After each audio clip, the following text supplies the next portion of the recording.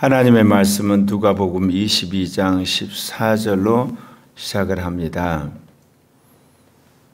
때가 이르렀다는 것은 이 땅에 예수 그리스도가 오셔서 행하신 사역의 마지막 클라이맥스, 곧 당신이 십자가에 죽는 그것을 의미합니다. 바로 그 때가 이름에 이제 예수님이 먼저 사도들과 더불어서 성만찬을 하시죠. 왜냐하면 부활한 예수 그리스도는 성만찬을 하실 수가 없는 거예요. 논리적으로 생각하면 부활한 예수님이 제자들을 불러다가 성만찬하면 되지 않냐 이렇게 생각하실 수가 있겠죠. 그래서 당신이 죽은 의미가 뭐고 부활한 의미가 뭐냐 이를 설명해 줄 수는 있지만 부활하신 예수 그리스도는 신령한 몸을 가진 분이세요. 그리고 그분은 부활하셔서 성만찬을 하신 것이 아니라 성령을 불어넣으신 거예요. 그렇기 때문에 불가피하게 예수 그리스도의 이 유월절 어린 양으로서의 죽음, 그것을 이제 상징하는 행위로서 성만찬을 당신이 잡히시기 전에 제자들과 함께 유월절에 이것을 하신 겁니다. 내가 고난을 받기 전에 너희와 함께 이 유월절 먹기를 원하고 원하였노라. 우리가 여기서 알 수 있는 것은 예수 그리스도의 행위는 그것이 성령을 통해 해석이 돼야만 우리에게 은혜가 된다는 겁니다. 예수님이 아무 말 안 하시고 그냥 십자가에 죽어버렸다. 한 젊은 청년 나사렛 예수가 죽은 것에 끝나는 겁니다. 그 예수님의 죽음을 당신이 성만찬이라는 것을 통해서 이미 그 의미가 무엇이란 걸 가르쳐 놓고 그리고 그 성만찬을 행하시고 그리고 당신 십자가에 죽으셨습니다. 곧 십자가에 죽기 전에 너희와 함께 이 유월절 먹기를 원하고 원하였노라. 내가 너희에게 이르노니 이 유월절이 하나님 나라에서 이루기까지 다시 먹지 아니하리라 하시고, 여기에 해석이 굉장히 분분해요. 이 유월절이 하나님 나라에 이루기까지 다시 먹지 아니한다고 했을 때 주님이 이 유월절에 행하신 이 성만찬을 그러면 언제 이루셨냐? 예수님이 부활하고 나서 성령이 오심으로 우리 안에 하나님 나라가 임재했다. 그래서 교회가 행하는 성만찬을 그렇게 이해하는 사람이 있어요. 그러나 저는 예수 그리스도가 재림하셔서 천년왕국에서 이루어질 그 때가 바로 하나님 나라가 이루어지기까지, 그게 천년왕국이라는 거죠. 그렇게 해석을 합니다. 그때까지는 주님이 다시 이 포도주를 마시지 않을 것이다. 유월절 의식을 행하지 않을 것이다. 말씀을 하고 있습니다. 이에 잔을 받으사 감사 기도하시고 이르시되 이것을 갖다가 너희끼리 나누라. 내가 너희에게 이르노니 내가 이제부터 하나님 나라가 임할 때까지 포도나무에서 난 것을 다시 마시지 아니하시리라 하시니라. 여러분, 예수님이 부활하고 나서 제자들과 함께 식사를 하신 걸 아시죠? 그 고기 잡은 걸 가져오라 오라고 그러시면서 그 고기를 구워서 드신 것을 우리는 알 수가 있습니다. 그럼 부활하신 예수 그리스도가 첫째 부활한 사람들과 이 땅에 다시 오셔서 천년 왕국에 거하실 때 예수님이 식사를 안 하실까요? 저는 하시리라 믿어요. 첫째 부활한 사람도 그걸 하시리라 믿습니다. 그런데 제가 그러면 사람이 음식물을 먹고 났을 때 배설을 하잖아요. 여기에 참 의문이 있었댔는데 토레이 신부가 어떤 글에서 그런 이야기를 했어요.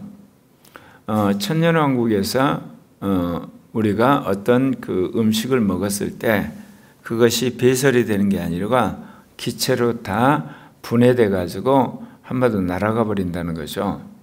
그러니까 그렇게 소화가 잘 된다는 거죠. 완전히. 예수님이 그 부활하셔서 제자들과 함께 고기를 잡수셨잖아요. 물고기. 그것도 그와 같다고 저는 생각을 해요. 왜냐하면 하나님의 나라에서는 모든 것이 영생을 하거든요. 그러니까 우리가 이 땅에 생각하는 죽음이라든지 질병이라든지 배설물이라든지 이런 어둠이나 이런 게 없어요. 모든 것이 밝고 그리고 깨끗하고 영원하거든요. 그렇기 때문에 생명나무 열매를 먹으나 생명수를 마시나 그것이 우리에게 영생하도록 하는 것이지, 오늘날 우리가 말하는 찌꺼기라든지 폐기물이라든지 또 쓰레기 형태, 여러 가지 형태로 남아있지는 않을 것이라는 겁니다. 그래서 하나님 나라 임할 때까지 포도나무에 난 것을 다시 먹지 아니하라 그렇게 말씀을 하시죠. 여러분이 마태, 마가, 누가복음에 나오는 예수님의 유월절 의식을 보게 되면 누가복음만 특별하게 먼저 포도주를 마시는 장면이 나옵니다. 이것을 서로 나누어 먹어라. 예수님 드시고 그러셨을 텐데 이거를 수많은 성서학자들은 애찬식이라고 합니다. 그러니까 사람들이 모여가지고 함께 애찬식을 나눴다는 거죠. 식사를. 그리고 나서 주님이 이 식사 후에 성만찬을 하셨다는 거예요. 그것을 누가복음에서 기록하고 있다는 거죠. 그러나 다른 복음에서는 성만찬만 기록하고 있어요. 그것을 여러분이 고린도전서를 보면 알 수가 있어요.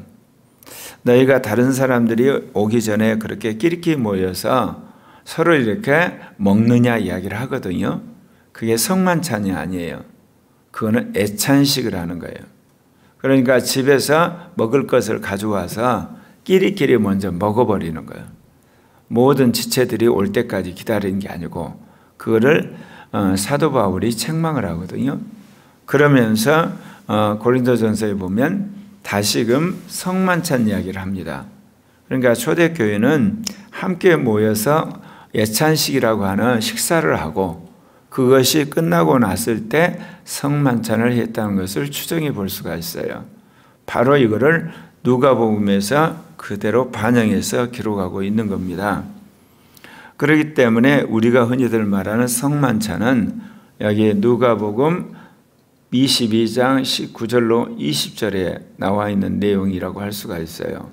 또 떡을 가져 감사 기도하시고 떼어 그들에게 주시며 이르시되 이것은 너희를 위하여 주는 내 몸이라 너희가 이를 행하여 나를 기념하라 하시고 이 떡을 가져서 감사하신 다음에 그리고 그거를 떼어서 제자들에게 주셨죠. 그러면서 이것은 너희를 위하여 주는 내 몸이다. 그래서 이거를 직설법으로 이것이 주님의 몸이라고 그래서 그대로 받아들이는 것을 가톨릭의 화채설이라고 그래요. 그러니까 신부가 주는 떡이 그대로 주님의 몸으로 변했다고 하는 화채설. 그런데 이제 감리교나 이런 부분에서는 이거는 상징이다. 기념하라고 했으니까 상징에 불과한 거다. 그런데 칼빈 같은 사람은 영적 임재설이라고 그래요. 이것은 주님의 몸입니다 했을 때 영적으로 역사를 해서 주님의 몸을 먹는, 그래서 우리에게 은혜를 끼친다. 그래서 이렇게 입장이 다릅니다. 이 떡이 완전히 주님의 몸으로 변했다고 하는 화채설이 있고 단순히 그것은 기념하는 거라고 생각하는 상징설이 있고 그 말을 선포한 순간 성령이 우리 안에 임재해서 효력을 발생한다는 그러한 영적 임재설이 있습니다. 어느 것이든 관계없이 성만찬은 예수 그리스도가 제정하신 거죠. 그런데 그는 저는 세 가지를 다 인정을 해요. 왜 그러냐면 아내가 그 큰아들을 임신했을 때 그 하혈을 해서 유산을 할 수가 위기에 처했거든요. 그래서 의사가 건대병원의 의사가 입원을 하라고 그랬어요. 제가 물어봤거든요. 그러면 유산이 이제 예를 들면 멈출 수 있느냐? 유산을 멈출 수는 없고 그 산모가 위험하니까 한마디로 입원을 하라는 거예요. 그러면 유산도 멈추지도 않는데 산모 건강을 그러냐? 그래서 그때 저희가 잠깐 의논하겠다 그래 놓고 병원에 도망와 버렸어요. 사실 그것을 우리가 확인하기 위해서 또 다른 개인 병원으로 갔는데 거기서도 이 하혈 때문에 유산할 가능성이 있다고 그랬거든요. 그래서 그때부터 저희 부부가 기도를 했댔습니다. 하나님께서 역사를 해달라고 그랬는데 그 얼마 안 돼 가지고 지금 부활절이 부활절이 아니라 고난주간이 가까웠을 때인가 그렇던가요. 그래서 교회에서 목사님이 이 성만찬을 할 텐데 회개를 하고 경건하게 준비를 하시면 성만찬을 통해서 하나님의 놀라운 치유도 일어난다는 이야기를 했는데 그때 그 믿음이 왔댔어요. 그래서 지금도 기억하는데 그때 성만찬을 한 날 육개장을 줬어요. 근데 그 전까지도 아내가 식사를 못하고 굉장히 힘들었었는데 그때 식사를 하면서 믿음이 오게 되고 그리고 놀랍게 하혈이 그쳤댔어요. 그런 역사가 있거든요. 그래서 저는 화채살을 믿어요. 주님이 떡이다. 그걸 믿으면 그건 주님의 떡인 거예요. 그러나 그 믿음이 없는 사람에게는 성령이 임재하는 영적 그 임재설. 그래서 성령이 임재를 해서 은혜를 끼치지만 그것도 없는 사람, 성만찬 하는 그거는 기념하라. 그렇게 생각하는 사람한테는 기념행위가 된다는 거죠. 그래서 믿음의 행위라. 왜 제가 이제 이거를 화채설을 주장하냐면요. 이 인간이 타락한 이후에 온 세계가 다 타락했어요. 만물이. 인간도 타락했어요. 타락을 했는데 예수님이 흘린 피로 말미암아 이 땅에 이제 모든 것들이 구속을 받는데 예수 그리스도의 십자가 피를 믿는 우리가 구체적으로 구속받는 것이 뭐냐? 예수 그리스도의 이 떡과 예수 그리스도의 피를, 그러니까 예수의 몸과 피를 먹는 그것이 구속을 받는다는 거죠. 그 구속을 받은 떡과 피를 우리가 먹는다는 겁니다. 그리고 구체적으로 우리가 언제 구속을 받느냐? 예수님 재림하실 때 먼저 이 땅에서 거룩하게 산 사람이 구속을 받아서 그 몸이 회복이 돼가지고 먼저 부활하지 않습니까? 그리고 나서 마지막 천왕왕국이 끝나고 나서 만물이 구속을 받거든요. 그래서 구속의 순서는 뭐냐? 이것이 내 몸이라고 했을 때 그 떡이 구속을 받았다는 거죠. 저는 그것을 믿는 순간 영적 임재가 일어나게 되고 그래서 놀라운 은혜가 임한다. 그러나 객관적으로는 주님의 재림 오실 때까지 주의 십자가 부활을 우리가 기념하는 행위가 된다. 세 가지가 다 우리에게 한마디로 적용되는데 그 측면들이 다르다는 거죠. 그래서 예수님의 십자가 부활의 구속의 직접적인 그 구속의 대상이 뭐냐? 성만찬할 때 우리가 먹는 떡과 포도주라는 거죠. 두 번째 구속이 주님 오실 때 첫째 부활한 사람들이고 마지막 구속이 뭐냐? 온 우주 만물이 된다고 저는 그렇게 해석을 합니다. 저녁을 먹은 후에 잔도 그와 같이 하여 이르시되 이 잔은 내 피로 세우는 새 언약이니 곧 너희를 위하여 붓는 것이라. 여러분이 생각하기에 이 잔이 있고 떡이 있을 것 같은데 떡을 먹고 잔을 이렇게 받습니다. 순서가 분병이고 분잔입니다. 그러면 이 잔의 의미가 뭘까? 새 언약을 기념하는 거라고 그래요. 그러면 이 새 언약은 어떻게 되느냐? 영원토록 갑니다. 여러분이 계시록을 보게 되면 마지막 새 예루살렘에 하나님과 더불어서 앉아 계신 분을 표현할 때 어린 양이라고 합니다. 그러니까 하나님의 아들이 앉아있다는 표현을 쓰지 않아요. 어린 양이 앉아있다 그래요. 그러니까 아버지와 어린 양이 앉아 계세요.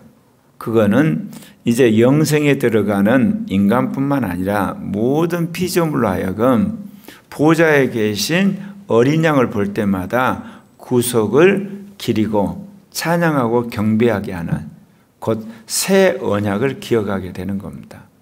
그 새 언약이란 다름 아니라 우리 구속이 끝나고 우리에게 그리스도가 생수를 주는 것을 말하죠. 영원한 영생으로 들어가는 것을 말합니다. 그러나 보라, 나를 파는 자의 손이 나와 함께 상위에 있도다. 자, 가룟 유다가 예수를 팔았죠. 그런데 인자는 이미 작정된 대로 가거냐, 이 작정이 중요해요. 예수 그리스도에 대한 작정은 절대로 변개함이 없습니다. 한마디로 작정을 했는데 주님이 그것을 한마디 파기한 적이 없는 거예요. 그래서 성경에서 여러분 예언 중에서 그리스도와 관계된 예언은 절대적으로 성취됩니다. 그래서 성경을 여러분이 해석하실 때 성경을 그리스도 중심적으로 해석을 해야 되는데 그 중에서도 그리스도에 대한 작정을 중심으로 해석을 하셔야 돼요. 그리고 또 하나는 뭐냐? 그 그리스도를 증언했던 사도와 선지자들의 전승에서 해석을 해야 되고, 그리고 이스라엘과 교회 공동체 안에서 해석을 해야 돼요. 그리고 나서 지난 2000년 동안 기독교 교리, 기독교의 전통 안에서 해석을 해야 돼요. 마지막은 뭐냐? 오늘 우리가 살고 있는 삶의 콘텍스트, 우리가 가진 현대 문화 안에서 해석을 할 때 올바로 성서를 해석하게 되는 겁니다. 제가 몇 단계를 이야기했죠? 가장 중요한 것이 그리스도예요. 그것도 그리스도에 대한 작정하심과 그 성취. 두 번째가 그리스도를 증언했던 선지자와 사도들의 입장에서. 마지막은, 그 다음은 이제 그리스도의 공동체인 이스라엘과 교회 입장에서. 그리고 이제 그 말씀을 받아들였던 지난 2000년 세계 기독교 전통 밑에서 마지막은 현대 문화라고 하는 우리의 삶의 맥락에서 해석을 하셔야 됩니다. 순서 바꾸시면 안 됩니다. 그럴 때 올바른 성서 해석이 된다 그 이야기입니다. 그를 파는 그 사람의 화가 있으리로다 하시니라. 수많은 사람들이 예수님의 구속을 이루는데 가룟 유다가 팔았기 때문에 이루어졌다. 그런 궤변을 이루는 사람들이 있죠. 여기 분명히 예수님이 뭐라고 그랬어요? 그는 화가 있다고 그랬어요. 그는 멸망의 영원한 지옥불로 가는 겁니다. 그들이 서로 못해 우리 중에 이 일을 행할 자가 누구일까 하더라. 훗날 밝혀졌죠. 가룟 유다라고.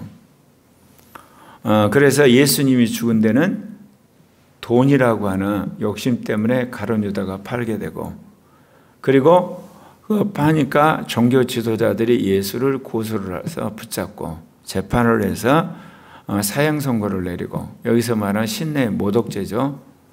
그리고 그것을 빌라도라고 하는 권력을 이용해서 마지막 예수를 죽였죠. 한마디로 경제와 종교와 정치가 연결이 된 거예요. 그런 것처럼 마지막 전 지구상에 복음이 전파되고 났을 때 주님 재림할 때도 이 세 가지가 함께 작동을 해요. 그 뭐냐? 세계 자본주의, 이 경제 문제, 돈 때문에 자기 영혼을 팔아요. 신앙을.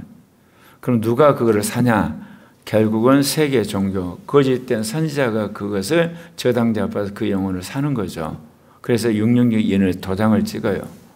그리고 적그리스도의 우상에게 절하게 만들죠. 그래서 마지막은 적그리스도의 통치 안에 들어가요. 그래서 그 결과가 뭐냐? 주님 재림할 때 적그리스도의 명령에 따라서 666인 입맞은 사람들이 아마겟돈 전쟁에 출동을 해서 끌려갑니다. 그래서 멸망을 당하는 거예요.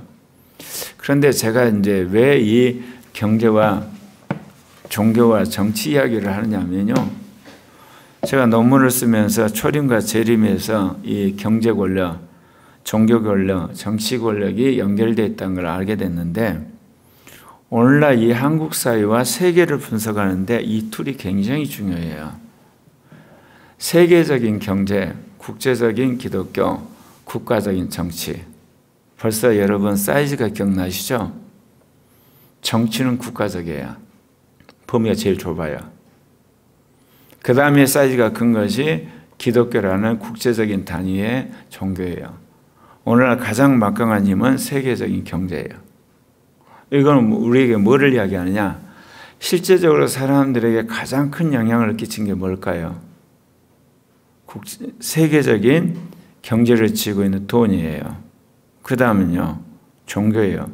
마지막은 정치거든요. 근데 이게 마지막 시대가 오게 되면 이게 완전히 거꾸로 뒤집어져요. 가장 부드러운 힘은 경제, 그 다음에 종교, 마지막 정치가 쥐게 되죠. 그때쯤 되면 이제 어떻게 됩니까? 지구 경제, 지구 종교, 지구 국가가 되는 거예요. 근데 지금은 아직 그 때가 안 됐기 때문에 말씀드린 것처럼 세계 경제, 국제적인 기독교, 그리고 국가적인 정치 그러는 겁니다. 아직 정말 절대로 아니에요. 왜냐? 이 세계가 지구란 차원에서 하나로 돼야만 종말이 오는 거예요.